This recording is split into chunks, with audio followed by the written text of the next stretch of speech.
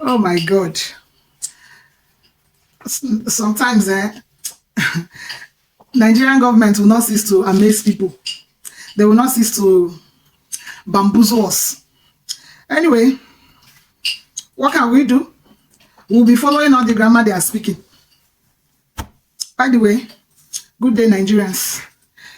I wanted to talk about something else, but with this Binance executive saga, one can't just keep quiet with the things happening here, happening in the country. You say somebody sabotaged the country in the magnitude you are painting. You say the person is financing or helping with terrorism financing. You lured him into your country and detained him with so-called high-profile detention. You keep the person in the guest house, not even under the custody of the people investigating them. And then you guys tell us they went to pray. All this pretense, so that they will say the conditions of their detention are not harsh or against human rights, or to say that they are keeping human rights. So you allowed him to go and pray. And then from there, he absconded. All this jingoism you guys are doing. All of us know they collect them now. We all cannot take it. We cannot all accept it. This is a high-profile operation, a deal. When I go ask Jack Bauer, those are the kind of deals they strike.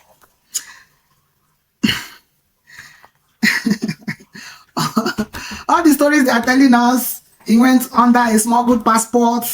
If you ask me, Nadim Anjawala, if I pronounce the name right, did not evade any arrest or did not abscond. How do I say it? Because according to the information I gathered, the 14 days given for his detention has expired. The young man should be allowed to go. They applied in the Abuja court for an extension of another 14 days, which wasn't granted.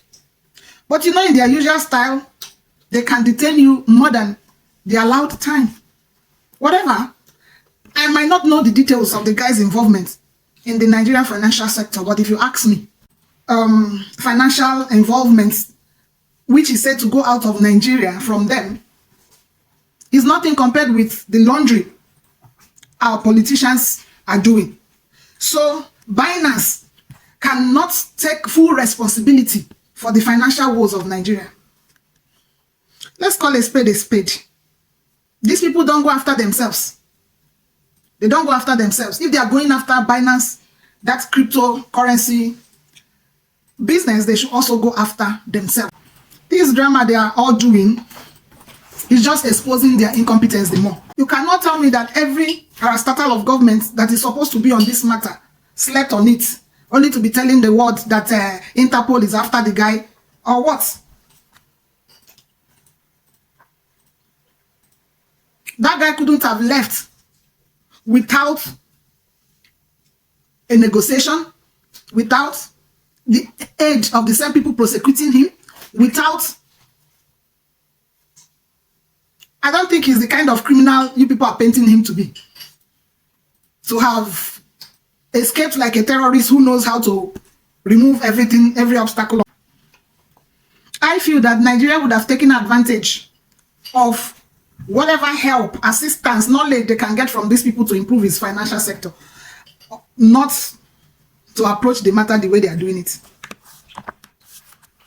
Handling of matters can either make it go worse or get better.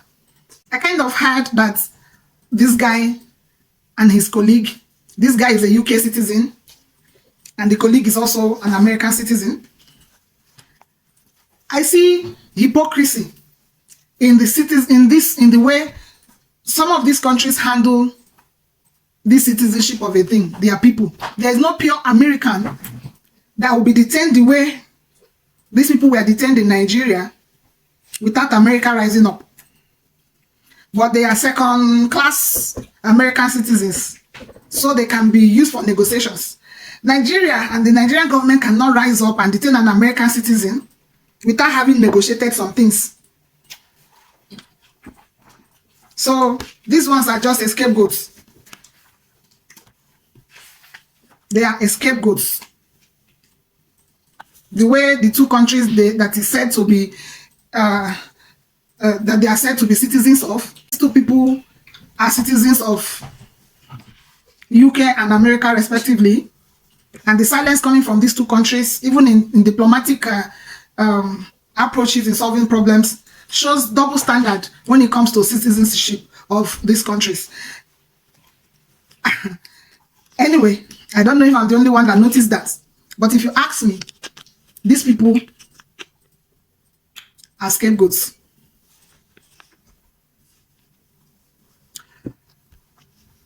When you say someone is undertaking illegal operations in your country, you will still come and be demanding tax from the same operation from the person. We don't even know what the exact charges are now, whether it's tax evasion, terrorism, financing, money laundering, or what. Whatever these issues are, I will encourage Nigerians to borrow from the experience of the Senegalese people who in recent time have voted a young mind. We cannot conclude that that guy is going to be the best of their experiences, but let's be hopeful that in the coming days, Senegal will rejoice for it. And we hope that similar changes will begin to happen in our democracy in Nigeria. The question is if the ruling class who have perpetuated themselves in power would want to allow a younger person to take over power. They say we have the not too young to rule bill. They say they want to involve the youths in the running of Nigeria, but they never give them the grounds to thrive and to come up. Let's hope these things begin to change. On another grounds, few days ago, I was shedding tears over the adopted children in Kaduna, but the good news is that those children are back. The people that took them have brought them back. So, listen to what their governor had to say about their return. Somebody that is being asked a question about whether there was ransom or not paid on the behalf of these children. He moved from, I don't know, to nobody should ask. So we should be happy that they are back. What a sabotage. How should we be happy? What should we be rejoicing about? What should we be rejoicing about? That you guys are toying with the lives of Nigerians to score cheap points. With the lives of those young children. I was asking someone that asked me a similar question. That, look, if my child is abducted, if he's released, I won't bother anyone asking question how he's released. The most important thing is that he's back home safely. And these children, I must tell you, even after this interview, I will be with them. Even before the interview, why I'm late is because I've been with them. Most of them are really, all of them are really happy. They are really in high spirits. They are eager to go back home. But like I told them, we will not allow them to go home right now because I have to ensure that they have social therapy. We have psychologists. We have doctors looking after them. We have to look after them. It's our responsibility. So I'm excited. I've been with them since yesterday. They're so happy. So that is the reason why even when they were released, I was very, very worried when a lot of people that were talking when they were in captivity. When they were released, I thought everyone should be happy. Mr. Charles, I was expecting everyone to be jubilating, like the parents. But unfortunately, a lot of people came with permutation. How were they released? Was there any gun battle? Was there any battle between the military and the bandits? For us in Kaduna, what's more important, our children are back home. I didn't ask so much question because I was eager to receive them from the GOC or Mechanized Division, who has been extremely very helpful to us. And I want to thank him again. Well, obviously, Nigerians share your excitement and your happiness, Governor. But also, as I'm sure you well know, a post-mortem is absolutely essential in order to learn lessons from this incident. And if there was a gun battle, that would have been a traumatic experience for the children who were released. That would form part of their therapy, and we would learn lessons from it, wouldn't we? Mr. Charles, as I'm speaking with you, honestly speaking, in the next 15 minutes, I'll be with the children. They're all excited. They're waiting for me. They will not be happy to hear me wasting time actually talking about whether they were a gun battle or anything when they're released. If you need to see them, you will agree with me. They're extremely happy. And of course, as you ask me a question, I will also find out, okay? So give me time to find out. But toying with the lives of those young children, very tender, to score cheap political points. To him, it's only one person, their head teacher, that died. What's the crime of that teacher that died? That he is a teacher in a school that he's laden with the responsibility of taking care of his wards. Who knows what he did that made him not come back in that their negotiation. He moved from lambasting the people that reported the numbers to say they are terrorism merchants or whatever. What we know is that the reports the government will give us cannot be better than the report the school will give us. Their head teacher said the number of children adopted were 287. And he comes to say they are 130, even if they are one. Why bull? Such callous people come and take even a child out from school just to do that drama they did. With the way they brought those children back, with the way things played, that you will know that they are just toying with the lives of children over there. The lives of Nigerians in Kaduna and northern Nigeria in general. There's nothing to rejoice about. Thank God they are back from their captors, but we're not going to celebrate these people. They are not going to score cheap points. We're not going to give them any kudos for anything. They know what they are doing. They know what is happening. They are not telling Nigerians the truth. And we cannot jump up when you tell us partial truth. Nonsense. What is there to celebrate? That you took a child, traumatized the child, battered that child, destroyed that child. That memory will always be there. Some of them will develop some psychological problems for life.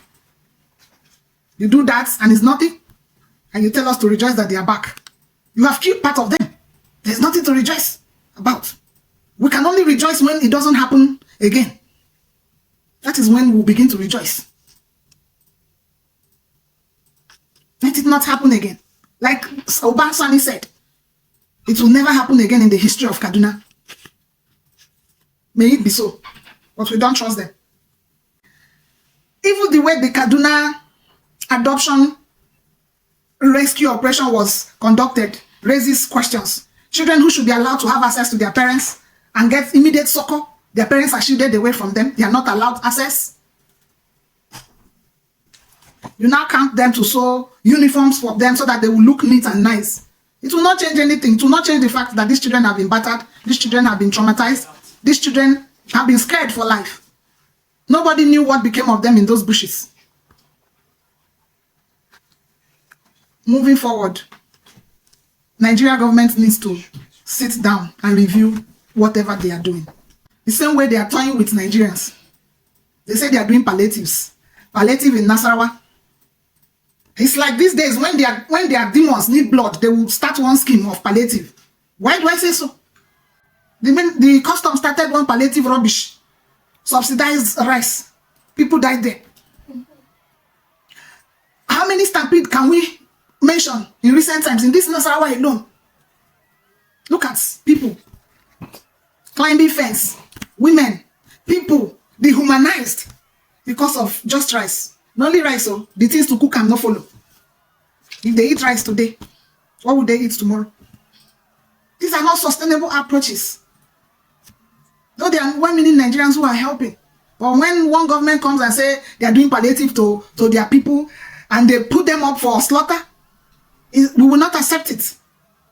Everywhere in other countries they do palliatives. How do they do it? They liaise with agencies, organizations, churches.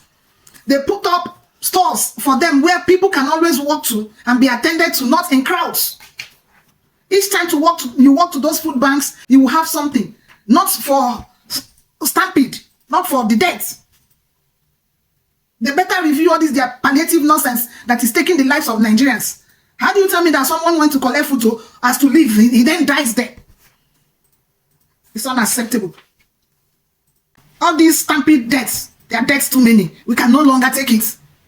Let them devise better means of distributing whatever palliative they have for the people.